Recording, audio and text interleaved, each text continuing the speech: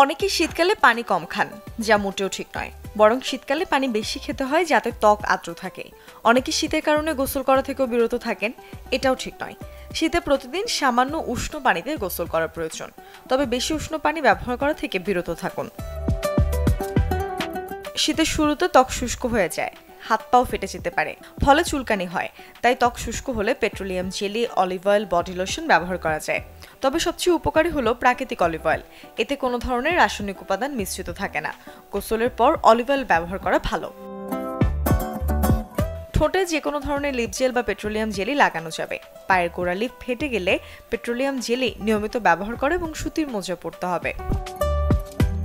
শীতে প্রতিদিন কিছুক্ষণ রোদে থাকা দরকার। এতে শরীর পর্যাপ্ত পরিমাণে ভিটামিন ডি পাবে। ভিটামিন ডি ত্বককে সুন্দর এবং মসৃণ করে, রোধ করে বার্ধক্য। শীতে বিভিন্ন মৌসুমী শাকসবজি এবং ফলমূল পাওয়া যায়। চেষ্টা করুন প্রতিদিন কিছু ফল এবং সবজি ডায়েটে যুক্ত করতে। এতে থাকা vitamin A, C, E, B ত্বককে ভেতর থেকে আর্দ্র রাখতে সাহায্য করবে।